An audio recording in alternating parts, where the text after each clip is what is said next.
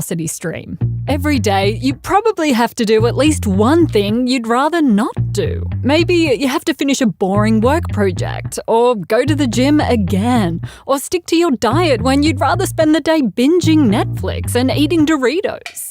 Sticking to your long-term goals requires motivation. But just like people, motivation is complicated. And understanding more about the science of motivation can help you stay on task at work and at home. I'm Vanessa, and you're watching Braincraft, where we explore the psychology in your everyday life. Now, psychologists have divided motivation into two types: intrinsic motivation and extrinsic motivation. Intrinsic motivation is when you're driven by internal factors. You do something because you find it fun or interesting or meaningful.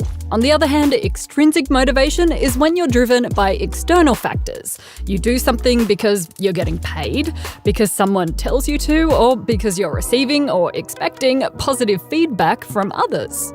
Even though it seems like extrinsic motivators would be really effective, like what could be better than cold hard cash? Most research actually shows this isn't the case. Often, individuals driven by intrinsic motivations are more likely to stick with their long-term goals.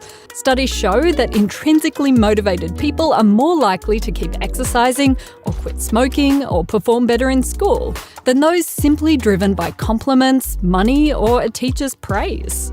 In fact, providing people with extrinsic motivators, like money, may hamper creative thinking, making them worse at tasks that require problem-solving and out-of-the-box thinking. So, how can you use science to increase your motivation?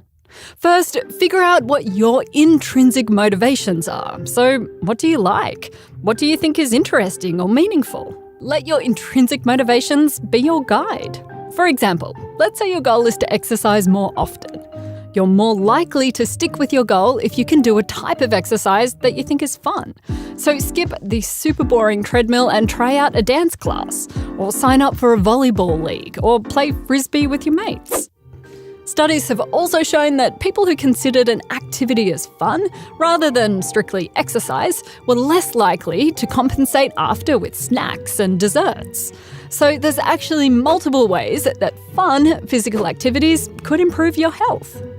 At work, it can be harder to figure out your intrinsic motivations, but try to focus on what you like about your job.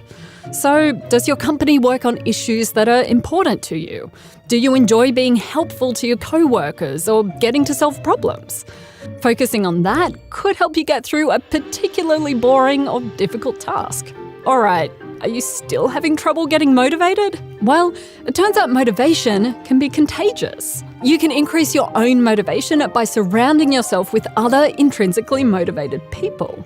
In one study, students were taught by an instructor that they were told was either volunteering, so intrinsically motivated, or paid, so extrinsically motivated. Students taught by the volunteer showed greater interest and persistence in the activity, suggesting that other people's motivation can rub off on us. So if you are still struggling, perhaps it's time to hit a crowded gym, a study group, or a co-working space. Ultimately, we can't hack our brains to feel motivated all the time. But by focusing on our intrinsic motivations and surrounding ourselves with other intrinsically motivated people, we can increase our ability to power through tasks and stick to our long-term goals. And if you want to surround yourself